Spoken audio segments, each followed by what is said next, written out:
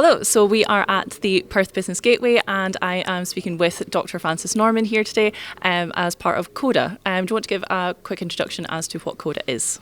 Absolutely, thank you, and thanks for the opportunity to speak to you. Yes, so CODA, Centre of Decommissioning Australia, we were established around about 2020 to help to grow the industry in Australia for decommissioning. We've got a very large volume of work coming, and at the time, 2020, there was, let's just say, not a lot of confidence in the forecasts of the work.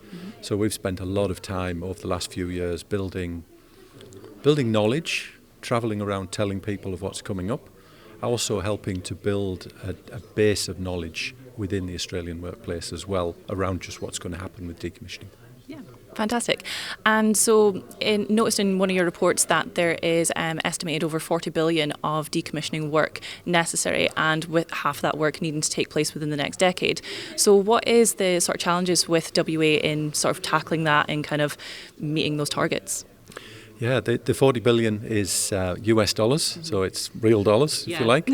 Those numbers are also 2020 dollars, so you can read what you want into whether that's gone up or gone down.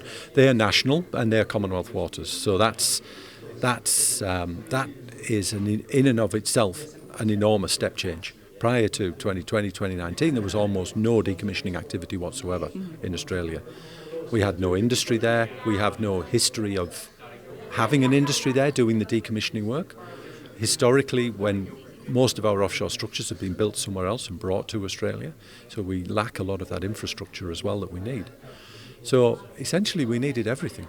We needed the skills, we needed the knowledge, we needed the experience, we needed the technologies, we needed the vessels, we needed the ports, disposal, recycling.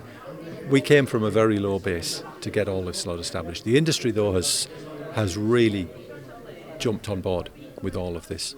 The operators have brought some really smart people, either from the local workforce or internationally, to contribute to this.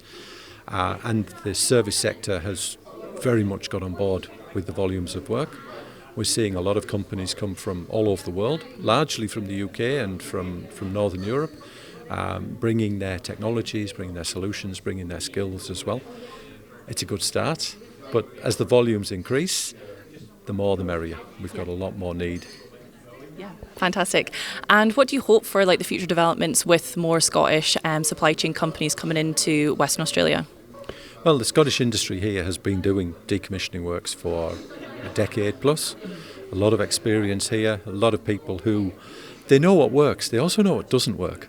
And they know what works here, so the challenge now is to bring what works here and will work in Australia down to Australia. And also, I'd like to think that there are opportunities the other way as well, that there are opportunities for us to learn, for us in Australia as we grow our capability for the rest of the world to learn from some of the experiences that we have as well. We have quite a different makeup of material types. We've got a smaller proportion of wells, so about 40% of our spend is in the wells, whereas the typical forecast that we see for Europe is more 50-50 split. We have a lot of subsea equipment, a lot of SURF, a lot of pipelines and flexibles, fewer of the very large structures that you have here. So the work itself is a little bit different, but fundamentally, there's a lot of opportunity there, and there's some really, really good Scottish-based companies who've already taken the plunge, moved down, got themselves established, starting to get contracts.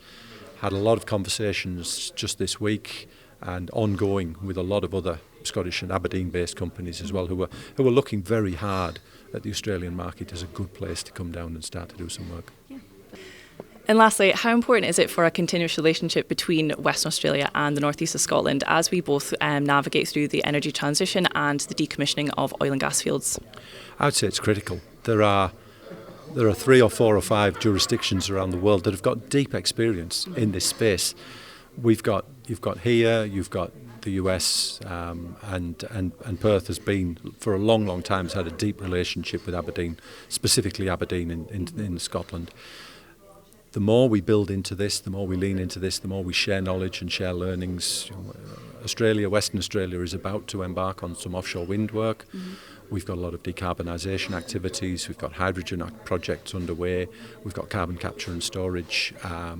The opportunities to share that knowledge and share those learnings and share that information. Do it once. Wherever we learn, wherever we've got those solutions, do it there, build that knowledge, share it and bring it out to the rest. And that I would love to see being in both directions. That the learnings that we get from Australia, particularly things like the Gorgon project, carbon capture, it's the largest in the world doing what it's doing. Bring that knowledge, bring that expertise and the insights that they've got. They didn't get it all right. They got a lot of it right, but they didn't get it all right. Bring that knowledge over here, learn from that, the same as we can take some of the superb experience and skills from here down to Western Australia to help with all of our industry needs. Yeah. Fantastic. Thank you so much, Francis.